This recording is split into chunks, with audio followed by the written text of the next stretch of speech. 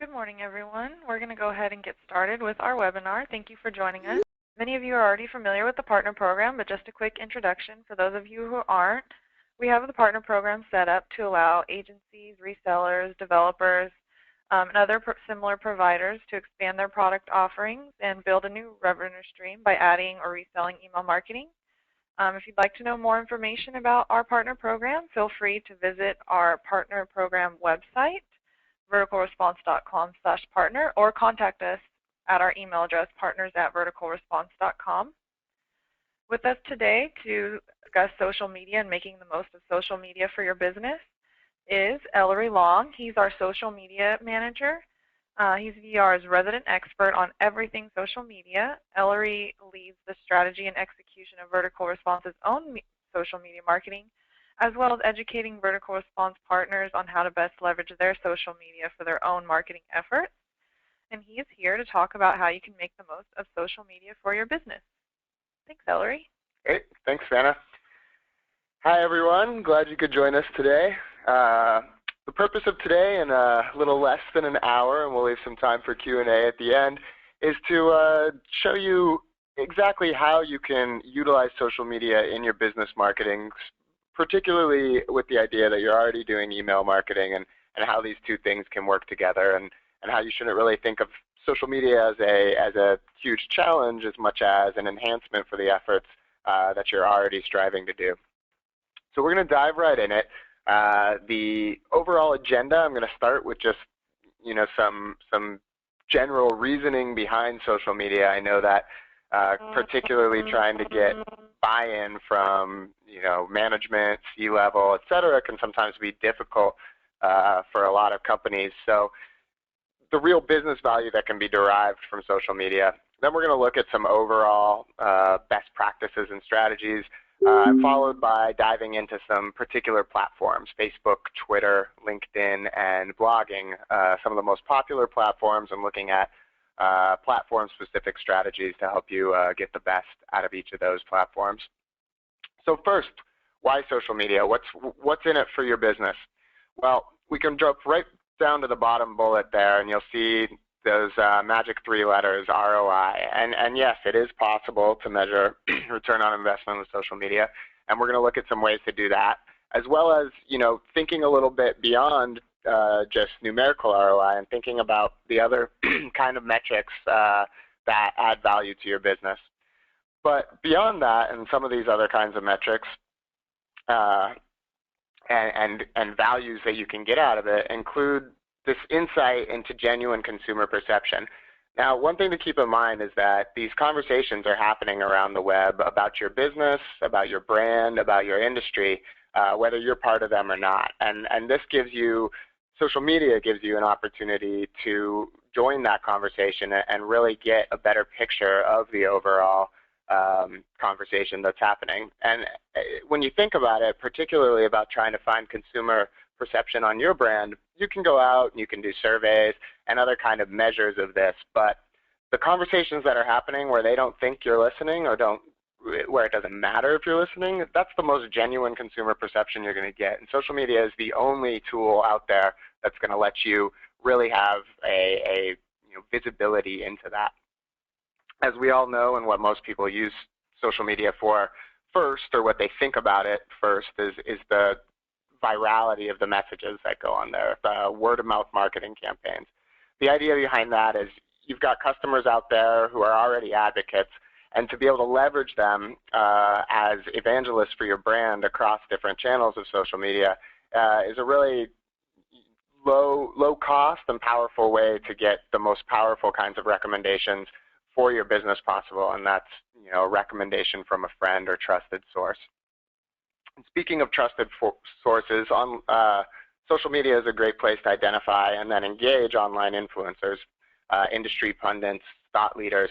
Make sure that they're talking about your brand if they're not already, and social media and starting conversations with these influencers is a great way to make that happen. If you're in the kind of business that has customer service, social media is a great additional channel to provide customer service to your customer. For example, Vertical Response already has many channels: phone, email, online live chat. But we use Twitter as well because there are customers of ours who are out there using it and want a real-time way to get in contact with us. So it just gives our customer service offerings, makes them much more robust. And finally, this last point here about talking to your partner on a platform that's already part of their daily routine. All the other marketing efforts that we make, whether it's email, which is obviously Vertical Response's main business, or traditional kinds of marketing, involve a little bit more that you're asking from your customer. Even an email, you're asking your customer to read that subject line and then open it up and get that information. Social media, however, is a place that your customer already is. They're logging into Facebook several times a day. They're checking their Twitter stream. They might be on LinkedIn, doing networking, going on a job search. And so by inserting your message into these platforms, you're not asking them to go out of their way as a customer to read that message. And so, social media, since they're already there, is a really powerful way for you to get your message out there in a way that doesn't require your customer to go out of their way to get that message. So with all that in mind, and the idea that everyone is doing social media, you have to be in social media, but maybe you don't think you have the resources, or maybe you think that it's just too much for your company right now, or too time consuming. And what I'd like to present today, and kind of the theme as we go through this webinar, is that social media is really simpler than you probably think. And yes, there are a lot of social media platforms out there. The internet is a huge, wild jungle that you can be in a lot of different places. And you'll see from these icons that we have of different social media networks on the left and right-hand side of the screen, there's a lot. You're looking at these, that's just 8 of them, and chances are many of you only recognize half of them or just a couple. And that's kind of the point I'm trying to illustrate. There is a lot out there, but you don't necessarily have to be with all of them. And the strategy that we recommend at Vertical Response is to focus on 2 to 3 platforms and really see, do as powerful of efforts as you can in those 2 to 3 platforms and get the most bang for your buck that you're investing. Social media is definitely not free. It is low cost, but you do have the human capital associated with it. So like any other business strategy or operations you're doing, you want to make sure that you're not doing it just to do it, and social media is no different. So how do you choose the places that you should be? Well, like anything else, like any traditional marketing, you need to back up for a second and ask yourself what you really are hoping to get out of your efforts. Different social media channels are going to be better at achieving different kinds of goals. If you're trying to do customer service, maybe Twitter makes the most sense. If you're trying to have professional networking, LinkedIn is probably the place. If you have a ton of video content, obviously YouTube is the right network to be hosting that. So think about what you're trying to get out of it, whether it's to provide service, to build awareness, to make sales. There's going to be different networks that make more sense. And you also, at the same time, want to think about where your customers are. There's no point in joining a network if the bulk of your customers aren't using it. And there's several easy ways to get a read early on for where your customers are. For one, you can just survey them. You've got an email list, you're sending emails out. Send out an email, a quick 2-question survey. What social networks do you participate in? What social networks would you most prefer to get product updates or industry news or whatever you plan to use social media for? And use that to help gauge where you start to create a presence. You can also test, just like with your emails, testing different subject lines or different calls to action. You can test social media platforms for where you're getting the most engagement. Try posting an article on Facebook and putting something on a blog, try tweeting it, see where you're getting the most traction from your customers, how many click-throughs you're getting from each of the different social networks, and help that guide your decision. And finally, and this is probably the simplest but most often overlooked, is just a simple search. Go on to search.twitter.com, type in, for Vertical Response, it'll be email marketing. See if that conversation is happening. If you're in the auto repair industry, look for auto parts dealers. If there's lots of conversations happening on a particular social network, chances are that's a good place for you to jump in and join that conversation. Lastly, don't be afraid to ask for advice. This is a big one. It's social media. You can't forget the social part of that. Social media experts throughout the web love to share everything about what they've discovered about this new and evolving industry. And so you'd be surprised how easy it is to get free advice if you just ask for it. You know, go identify those influencers out there. Send them a tweet, send them a message on Facebook and say, hey, I'm just getting started in this. You know, any recommendations, links? There's a ton of resources out there, free in most cases, and I suggest you, really try and get as much information as you can before you dive into it. So before we dive into platform-specific strategies, we're just going to look at some overall best practices. For the first 2 points here, consistency and conversation, is something you're going to hear me hark back on throughout the course of this webinar. Those are really the main points with social media. It is social and it has to be conversational. It also has to be consistent. This is different than a website that you can keep up for a year without a refresh. Social media, people are checking in to Facebook multiple times a day. People on Twitter are getting messages real time. Your content, you need to be conscious of the life cycle of the content. It can get stale really quickly. So for you to continue being relevant and to continue gaining and keeping the followers and fans you already have, you really need to focus on consistently updating that message.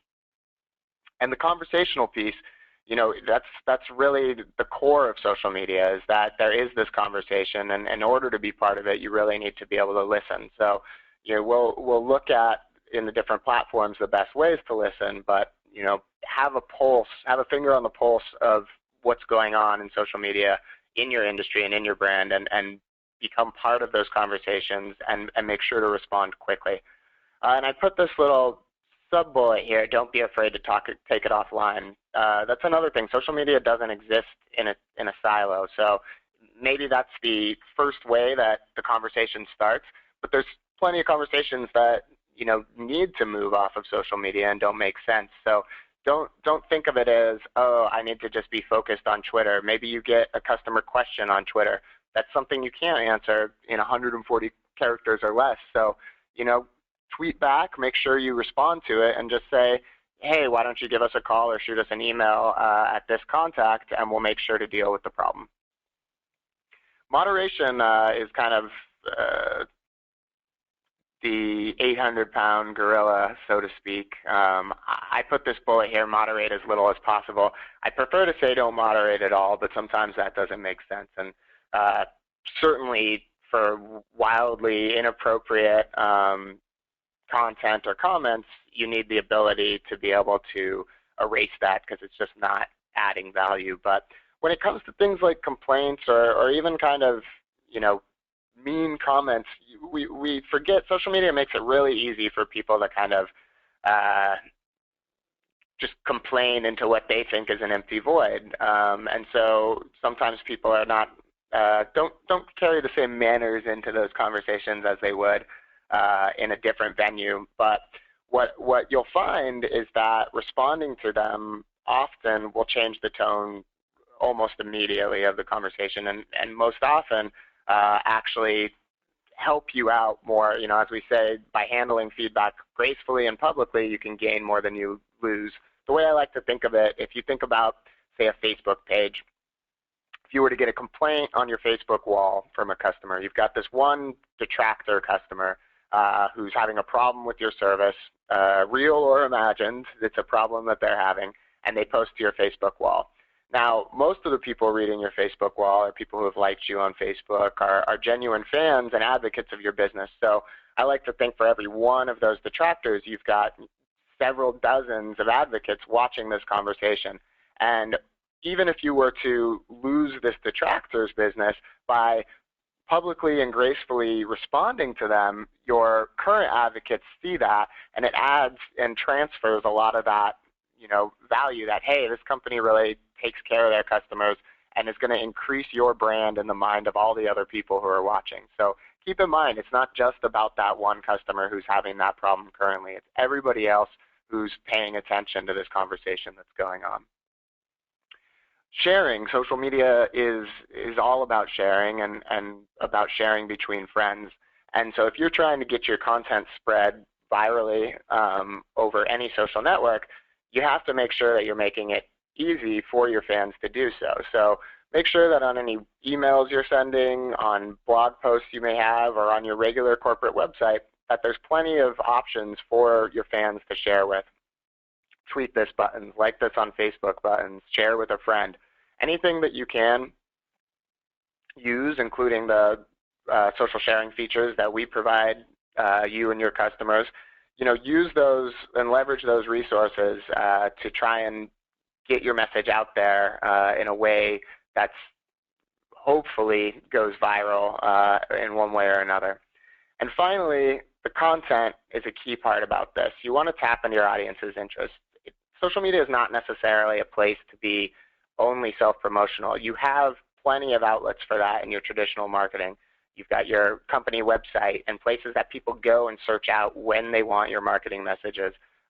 Social media is about creating a relationship and really retaining your customers and providing them ongoing value so that they continue looking at you as a leader in the space and as an expert that will continue to get their business.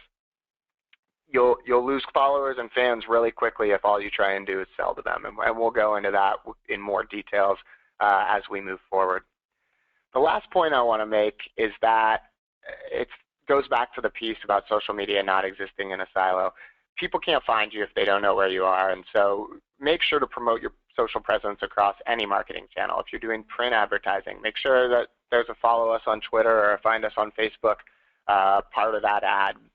In your emails, make sure that all those links are in there as well. Because if people don't know you're on there, I mean, your social media efforts are not going to do anything for you. But counterbalance that by giving your fans a reason why they should like you on Facebook or join you in any social channel. Don't just lead with the ask. So tell them what's in it for them, whether it's giveaways, special deals. Obviously, people love incentives like that, but also up-to-date news, white papers, expert knowledge. These are also other reasons why people might want to engage with a brand or a company in the social realm. So with that in mind, let's dive into some specific platforms. And we're going to start with Facebook because Facebook is, as you probably all know, the leader in the social space. There's 600 million active users on Facebook, and pretty much, I think 88% of vertical response customers are on Facebook. I would be surprised to hear if anyone on this call wasn't on Facebook, whether they're using it actively or not. So I think it's an important place to start, and for most businesses, a Facebook presence makes a lot of sense. So the very basics of it and kind of how you can get the most out of Facebook without putting a whole lot of time into it is to think about repurposing content and using what you already have. For example, your emails, your blog posts, use the hosted link, or the hosted version of your vertical response email and post links to that in Facebook. Videos and photos of things around the office or in your day-to-day sales calls. These are all information that's interesting to fans. There's a reason they follow you is because they want that kind of extra connection and understanding about the company. And Facebook is a great place to share that. Just over the course of the last week here at Vertical Response, we had Take Your Daughters and Sons to Work Day. We posted a picture of the kids doing things. That got a huge response, more than when we posted a promo code a week prior. So it's not always what you think it is, and adding that kind of personality to your page is really easy content that can get a lot of engagement.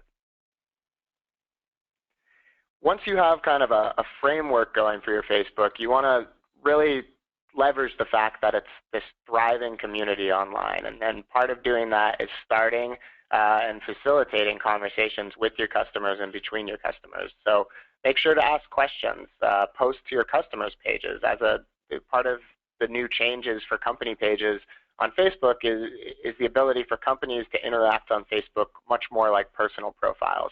So going in and liking other liking other companies, or responding to customer questions on your wall. These are all ways to start and continue that conversation. Also, just like an email or any other marketing technique you're already using, you want to include calls to action whenever possible. Give them a reason, give your customer a reason to start engaging. Maybe it's user-generated content. Maybe you're asking them to submit pictures, videos of them, at work, and how, if you're, if you're one of our partners reselling email services, how they get the most out of their email marketing. Encourage people to share stories on your wall, and that kind of starts the conversation there. And make sure that you don't just let it lie afterwards. Go back and participate in that conversation. Polls, votes, questions, those are other great ways to do it. There's Facebook rolled out their questions product, which makes it really easy to kind of put out some things. Vertical Response, for example, did a Facebook questions poll asking what kind of templates might be most useful for our customers. And not only does it give your customer something to do and a way to engage, but it also gives you really valuable information. And a lot of people, a lot of companies use Facebook primarily to get that kind of feedback and almost use it as a virtual focus group, so to speak.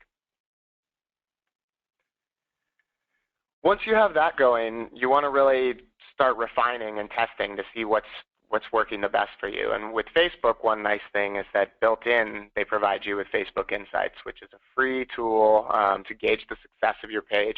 And they give you all sorts of information, everything from the demographics of your users to the kinds of posts that are getting the most activity around them. So that's one of the key things you can really use Facebook Insights for, is comparing the traction and activity across different kinds of posts.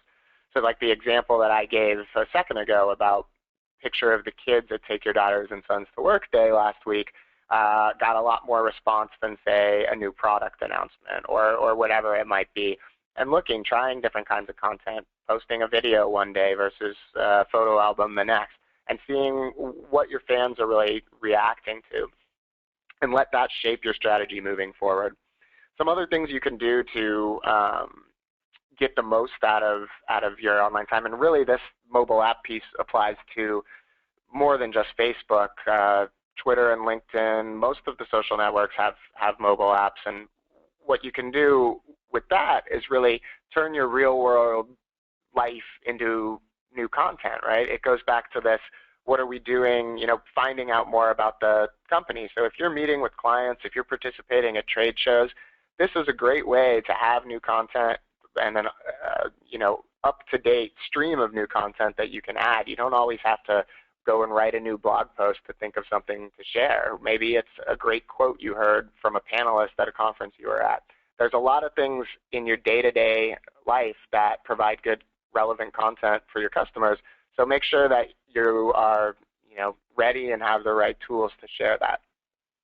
And finally, get creative with tabs and visual layout. Now, one thing about Facebook, or really any other social network where you're creating a profile within that network, you do have the constraint of the look and feel of that network. So, Facebook has a certain look that they say your page has to look like, but don't think of that as a hurdle as much as maybe a fun challenge, and think about how you can play around with that forced layout to have the most engaging and visually appealing page, stand out from the crowd. So we're going to look at a couple examples where we think some companies are doing some really great things on Facebook, and these are really easy, actionable examples to do.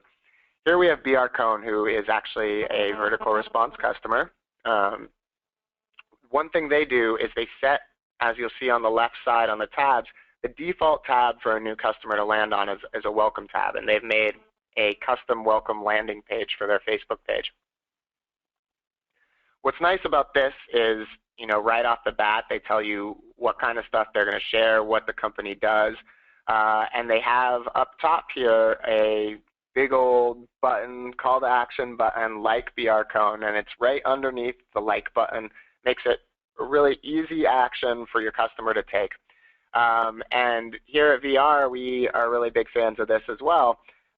They realize that email and social works together, and right on the welcome page, they have a link to opt into the mailing list. leverage your Facebook presence or any other social presence to bring these new customers into your email list as well. And VR Cone does a good job in a really kind of appealing visual way to get all of these calls to actions onto one welcome tab. Here we have a childcare company who's also a VR customer, and I wanted to share this one because I think they do a great job both visually and also personality-wise, really utilizing Facebook as a resource for their customers and a way to kind of establish their brand and their personality. So what they've done is, as I mentioned earlier, you have the ability now as a company to go and like other pages on Facebook. They've gone and liked and kind of curated this collection of likes that show what they're into, and all these things are really relevant to their customer, right? The Build-A-Bear workshop, things moms need to know. These are things that are relevant to their customers, and also for au pair care, child care. By liking these other brands, they'll get updates from these brands in their newsfeed. So it gives you all this other content that you can share with your audience, and that goes back to repurposing stuff and not always trying to have original content, but just relevant and timely content for your customers. Up top on the picture bar that I've got an arrow pointing to, this is a good example of how to utilize the picture bar to speak about your brand. You could just as easily have, you know, pictures of your holiday party or something like that, but it's not really relevant to what your customers necessarily want to see. So this childcare company does a good job of, you know, I don't know if these are happy customers of theirs or just general images of moms and kids and nannies and kids, but it speaks about the brand in a good way, and it's visually appealing. And right below it, on a branding tip as well, you see that the post that they've shared here has to do with the earthquake and tsunami relief efforts in Japan. So obviously that has nothing to do with their business, about their company, but it really says something about their brand that that's what they're choosing to share with their audience. And some of that affinity that people have for organizations like the Red Cross and all the good work that they do is going to transfer over to the brand. And that's a really great example of how you can use sites like Facebook to increase that personality and likability, if you will, of your brand. And, you know, straight up marketing messages don't do that, don't add to that.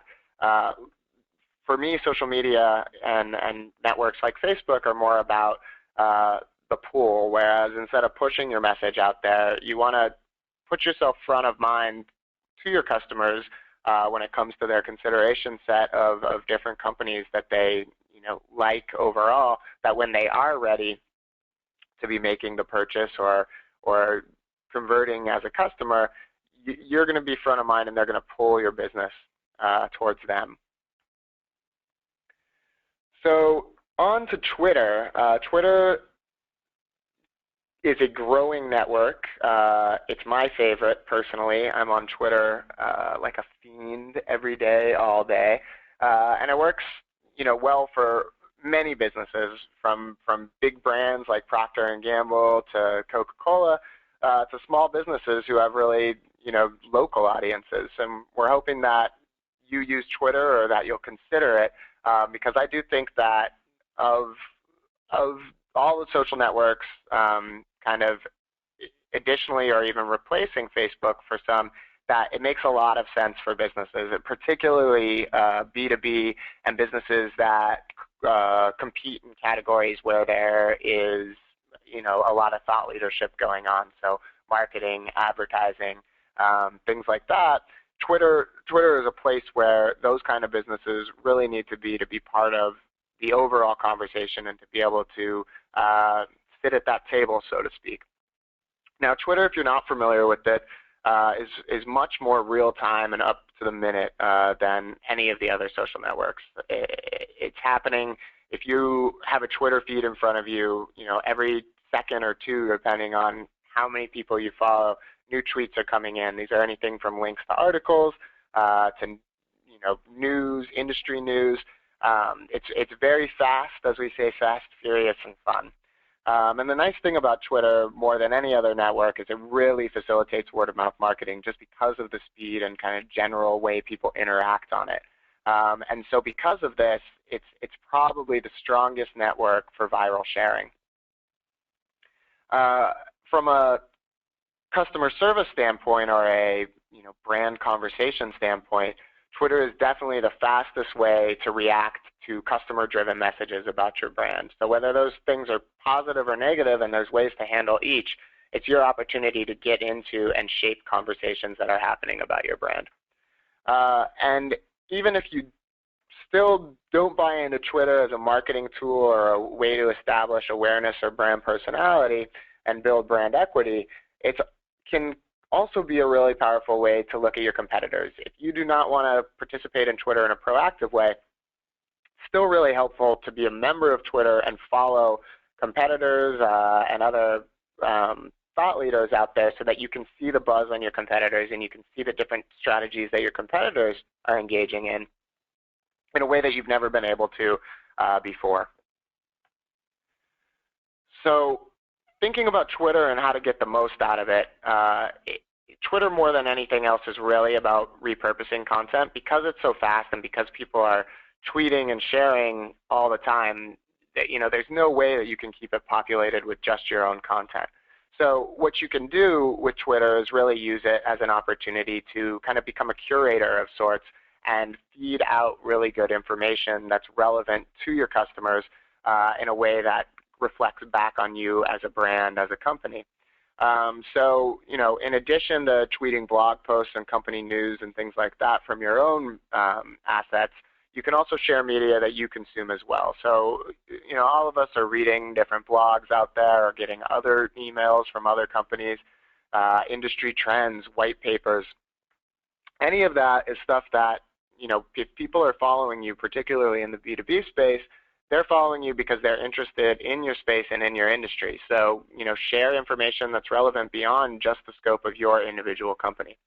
And one way to kind of get that and feed your own content is to participate in the back and forth and follow people and brands that you like for good content. These may be pundits, industry experts, blogs like Mashable or other companies like HubSpot that do a lot of thought leadership in the space. Follow these brands and retweet their content out to your followers. When you are retweeted, make sure to thank people for mentioning it. It is a back and forth, it is a conversation, and people, it's all human nature. People love to be acknowledged. So if you're retweeted, make sure you put a thank you out. It takes 10 seconds to thank somebody for sharing your content, and that kind of behavior really goes a long way, much longer than the 10 seconds of work you put into making that content. So specifically, and because you're tweeting, you need to kind of keep that consistency up much more than with other social networks on Twitter. You want to think about how to make the most out of every tweet. There are only 140 characters. It's very limited. So you want to be able to get the most out of it. So thinking about that, and I'll just say I'm skipping over listen and be consistent because, like I said, that's I put it in the best practices in the beginning, and it's going to apply to every social network we look at going forward. So it's super applicable to Twitter. If you don't, keep things fresh, you're going to lose followers and not get new ones. But looking at how to make the most out of every tweet, hashtags are a great way to do this. Hashtags, for those of you that don't know, are Twitter speak of how to categorize your tweet. And there's actually on the VR marketing blog a good post we did a week or two ago of Q&A from a Twitter webinar we did that actually goes into hashtags a little bit more. So I suggest you check that out if you'd like some more detail. But what you can see here on the JCPenney example is that they've used hashtag New Year's Eve to classify that this tweet is regarding New Year's Eve. And what that does is that hashtag makes Twitter recognizes New Year's Eve now as a clickable link. And by clicking on that, it'll bring up a whole stream of other conversation happening about New Year's Eve. So for people who are, say, searching for conversation about New Year's Eve, who aren't necessarily following JCPenney here, this tweet is going to come up in their stream, and it's putting yourself in front of new customers and gaining impressions that you wouldn't have had otherwise. And so what they do that's good here is, they're relevant and timely New Year's Eve. This is December 30th. It's the day before New Year's Eve.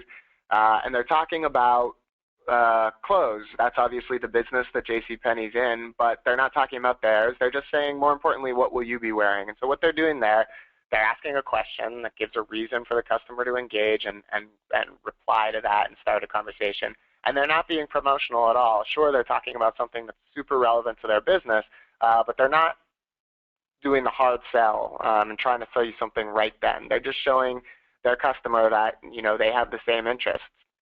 And this last piece about asking for retweets, particularly RT is retweet in Twitter speak, but particularly when you have fresh content, say from your blog or your website, and you're really just putting it out to get the word spread, go ahead and say, hey, please RT at the end of your tweet. People react to that, and often the retweet rates will go up when there is a specific ask in there.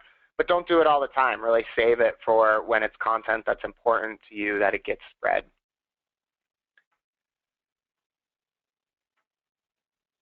Again, we're going to look at some more examples here. These are a couple shots here and on the next screen of Twitter profiles of companies who I think are doing some really good things. First, we have the Grilled Cheesery here in Nashville. I used to live in Nashville, and Grilled Cheesery is a food truck out there that sells grilled cheeses. And the things that I wanted to point out here, down at the bottom, you'll see that they've retweeted some tweets out there, some very positive mentions of the Grilled Cheesery from other fans. But what they do by retweeting the fans is that it's like a customer testimonial on your website. It's being promotional without being totally self-promotional and just talking about yourself. You're just sharing positive thoughts from other people out there and adding credibility to your business. And up top, you'll see that they've replied with very specific information directly to a customer of theirs. And this is nice because, as you'll see, 2 hours prior, they had already tweeted the location of their food truck that day. But this person didn't see it, and he had asked Ryan Bitzer here had asked where they were going to be. And they went ahead and tweeted that out again directly at him. And that just shows that they're listening, and it's meaningful to that customer and to anybody else who might be checking out the profile overall. Here, the Simon & Schuster page, they do a really good example here of what I spoke about in the beginning about not just leading with the ask, but giving a really good reason for people to follow you on Twitter. So they just straight up tell you why. Follow us for book, author, and industry news and free book giveaways. There's, several good reasons right there that are very transparently saying what they're going to be using Twitter for. And anybody who's a book fan is going to be attracted to that. And then a couple things that they do here, they do a good job of kind of sharing the love with other imprints out there. These are all Simon & Schuster imprints, but they are different tweet accounts that are giving different information and basically saying it's not all about us, but here's some other places you might get some interest from, and providing their customer with real value and utility. And then down at the bottom, it goes back to the incentive piece. They are incentivizing social behavior. They're saying that the 17th person to retweet about this book that they have coming out is going to win a copy of it. And what they do there is essentially get, free earned media impressions going out, because all these people who follow Simon & Schuster and want a chance at this free book are going to spread that message to their followers and so on. And that's, a great way to get that viral conversation going. Up top here, I just wanted to point out really quickly in regards to the return on investment piece that we touched upon briefly earlier. One way to do that is to do what Whole Foods did here. In the URL that Twitter allows you to provide, they have a specific URL for traffic that's coming from Twitter. So when you click on this link, you go to Whole Foods site, and it's a very specific page that says, thanks for following us on Twitter, glad you found your way over to the website, or whatever. And then from there on, anywhere they go onto the website and any conversions that happen after that fact, they know that that original referrer was Twitter. And so by creating these kind of URLs to drive traffic to your main site from Twitter, Facebook, wherever else, you'll be able to start putting together the pieces and seeing where the most traffic is coming from and how many conversions that traffic is leading to. The last two examples I wanted to look at are a great example of customer service on Twitter, as well as the power that nonprofits can get out of Twitter. So for customer service, Gilt Group, which is an online retailer, does a really great job of customer service, and it's actually one of their main channels for customer service.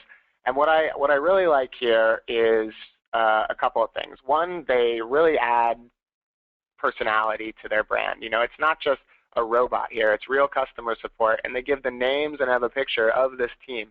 That already helps to ease the customer's concerns, where they don't think they're just yelling into a void. They know that they're actually talking to a real person, and that adds a lot of cachet to the brand. And then a further example of that, you'll see that each of the customer service reps actually, signs on and off as they are. So that continues to add that personality. Zach's here is signing out, and welcoming Alvina is taking over the next shift. And they have this really fun kind of conversational tone. And they're this arrow at the bottom, I wanted to point out the kind of quick reaction time and wanting to deal with problems publicly and right away, but also not being afraid to take it offline. So here they say, oh no, please direct message us your order number and we'd be happy to see what we can do. So this person had some sort of problem with an order, they complained on Twitter, and Gilt got right on it and acknowledged publicly on the public Twitter stream that they were going to deal with the problem, but then they asked the customer to send a direct message, which is then a private message with the order number or any other kind of account-specific information so that they could then resolve the customer's problem. And lastly, the nonprofit. If any of you in the partner program have nonprofit customers out there that you're advising on social media, to me, social media for nonprofits is a no-brainer, primarily because there's such an affinity that people have for causes, for certain causes, so in this case water, that this charity is really able to share information that's relevant to that cause with their supporters. And it's not about the charity specifically, it's about water and the cause and kind of the outcome of different efforts, so that when these people who are really passionate about this particular cause are looking to make contributions, that they're going to think about first who's providing them the best information and who seems to get it the most. And Twitter is a great place for nonprofits to establish themselves as leaders of certain causes. Now, there's a lot of tools for Twitter, and this slide is pretty dense, and due to time, I'm going to go ahead and skip over it, only to say that you'll get the webinar will be available as a recording, and I highly suggest you hop back to this slide and search them out. There's a lot of tools for you to get a better kind of control over your Twitter presence and strategies. And this is a screenshot and an example of one of those, and just this is TweetDeck. Can be a great way to really monitor conversations and make sure you don't miss anything.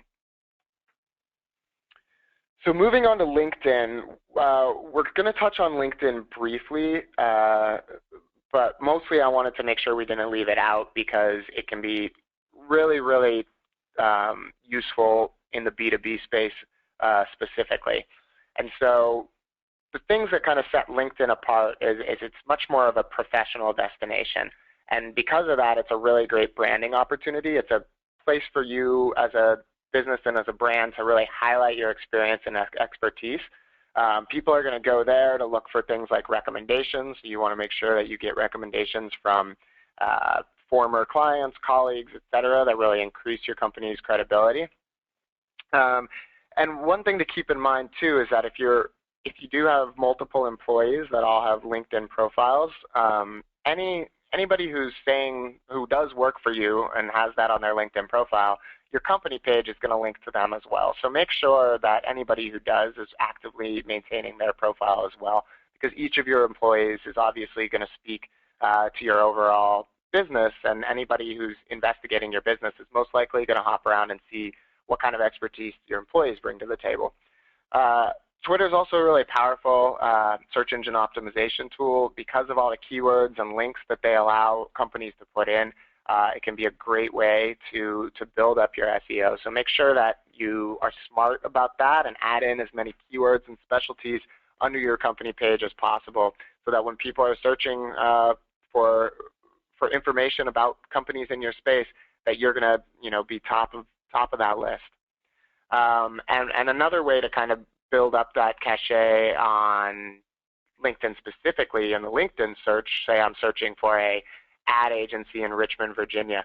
The things that are going to bring you up in those search results are both your keywords and specialties, as we just mentioned, but also your activity on LinkedIn. So go ahead and join the different groups, industry groups, ad professionals, Virginia Small Business Association, anything out there that you might be able to inject yourself into conversations and add a voice of expertise to is a great way to build up your profile on the network.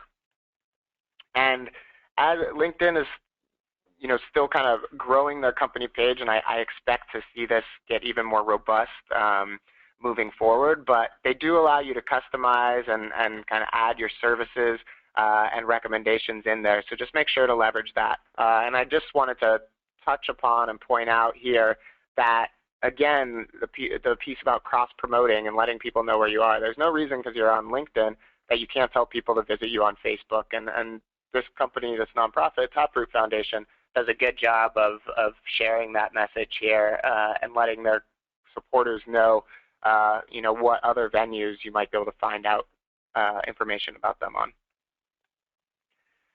So lastly, we're going to just touch upon blogs, and blogs are really, really important for many industries and many lines of businesses in doing the, ultimately establishing yourself as a real leader and thought leader.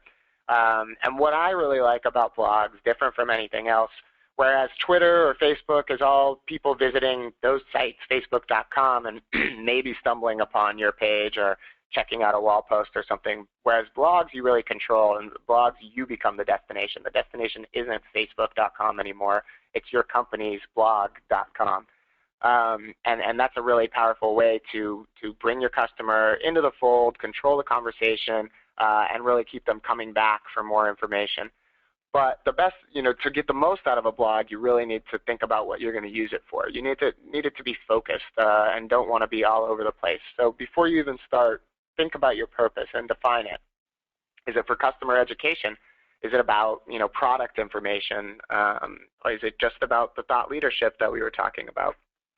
Or if you have enough to talk about in multiple spaces, do you consider having multiple blogs that focus on one or the other? What you don't want to do is be so all over the place that people don't really get why to visit the blog, or they visit once, find something really interesting, keep coming back, and the other things that you post are so different that you've lost that person at that point.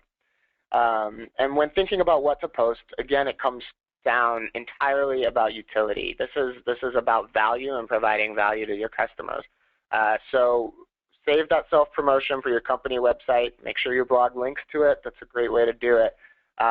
But here is about providing value out there. And because it's a destination and because you want more and more people coming back to it, you need to get good and smart about sharing your content and finding different creative ways to get your blog spread. So sharing the content is no different than the other things we've touched on. Make sure you have share buttons in your emails. Make sure your other social media channels are linking back to your blog. And enable subscriptions and email shares within the body of your blog. Also, you can reach out to other bloggers. Bloggers are a strong community often, and whether it's asking bloggers to come and guest post on your blog, or offering to go guest post on another blog, and kind of creating those quid pro quo relationships can do a lot to build up your own traffic. The main takeaway from everything that we're talking about here is to never ever forget the social part of social media. You have to make it social. This isn't just an outlet for you to publish press releases or an online magazine. It's really different. This is about a conversation and about encouraging comments on your blog and just really making it feed that social aspect. So just to make sure that we're on the same page about blogs, so to speak, wanted to show a couple of quick examples. Here we have Santa Barbara Chic. This is a design and wedding blog, and the posts are all about things like shoes and flowers and invitation design and things like that, and never are about the company itself, which is here Kelly Oshiro Design. You can see that one, our company, and the bio of Kelly on the right side of the screen are the only places that they talk about the actual business. The rest of the blog is all content throughout. And that's the way where Kelly's really adding her aesthetic here, and she's establishing herself as really getting this stuff. And as people, the audience, in this case, brides-to-be, start, identifying with that aesthetic, they're moving towards being a customer and clicking over on that corporate website to actually see about getting the services. And similarly, we have this gallery in Austin Details, that does a good job in their news feed of doing the same thing. So some of it's self-promotional.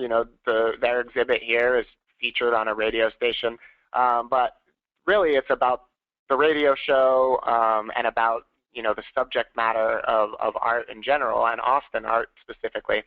But what they do a great job of here that I wanted to point out is two things. One is the share aspect, right? The shareability, making it easy. So they've got all these share buttons to share the blog and share specific posts. And then up top, we have the piece about promoting all of your presence across networks. So you'll see that they've got links to connect to all the different networks that they're involved in. And they also are involving their email list as well. So click here to opt into the email. And in not very much real estate here, they've made sure that their customers know all the different places that are resources for them to find out information about the business. So that is it for us today. I know it was pretty fast, and hopefully during Q&A we can get to some specific questions. But I also wanted to let you know that we do platform-specific webinars. We just did Twitter a couple weeks ago, but we have some upcoming ones, Facebook for Your Business and LinkedIn, where we'll really spend more time on each and look at some higher-level strategies for them. So coming up in May and June, make sure to join us for those, as well as the on-demand partner demos, and the URL is here on the link for anything you need to know about the app and about VR. Okay, so we have a few questions coming in here that we'll answer. So this partner is asking if there's a recommended ratio of informational tweets to promotional tweets. So promotional tweets, an ad, a link back to your blog, versus informational tweets. I'm assuming we're talking, about links to other content, etc. There's no hard and fast rule about this. I say the general rule of thumb is 4 to 1. So for every 4, kind of utility-oriented tweets like content sharing, you can sneak in 1 promotional tweet there without having to worry too much about talking about yourself too much. But of course, like anything else, it's going to vary a little bit business to business. If you are providing a lot of your own content, if you've got a really active blog, if you're doing a lot of webinars or presentations at conferences, then your promotional tweets will probably increase because of that, because it is actually relevant and valuable information. If you're just tweeting about 20% off sale, I wouldn't suggest doing that too many times over that kind of 4 to 1 ratio. Next question is, we already have a strong Facebook following. Do you recommend that we add Twitter to the mix? Well, that goes back to the very beginning when we said, you have to pick the social networks that make the most sense for your objectives. So in many cases, yeah, Twitter is going to make a lot of sense there. Particularly if you've already got a strong Facebook following, you can leverage that and try to bring them over to Twitter to follow you there as another place where they can get maybe more up-to-date news and more content-oriented things. So it is going to come down to, though, what makes the most sense and where you get the most traction and reaction. So if I would suggest trying out Twitter because if you do have a large Facebook following, then you obviously have customers out in the social sphere, many of whom are probably already on Twitter. But give it a month or two. If you're really getting much more traction and engagement and conversation going on Facebook, and Twitter's just not happening, then absolutely don't waste your resources on something that isn't reaching the right people. Another question here is, what's the difference between a personal Facebook page, a company page, and a place page? I think what they're asking is that Facebook, there's been some changes in how Facebook thinks about company pages versus personal profiles in the last several months, and so there's some confusion there, and many people who had a personal profile set up for their business, it's no longer working because Facebook wants a personal profile to be for an individual person and not for a business. So you have to convert over to a company page. That actually, despite kind of the pain of change and kind of the conversion aspect there, it is really nice that they're identifying it differently, because from a company page you can now have multiple admins that, as long as an employee of your company has a personal Facebook profile, you can enable them as an admin there, and you can have multiple admins for one company page. And if you choose to share who those admins are with your customers, it gives an opportunity to add more personality to the company and again show that there's real people behind that Facebook page. As far as a company page versus a place page, there's also event pages. There's all these kind of different classifications, organization pages.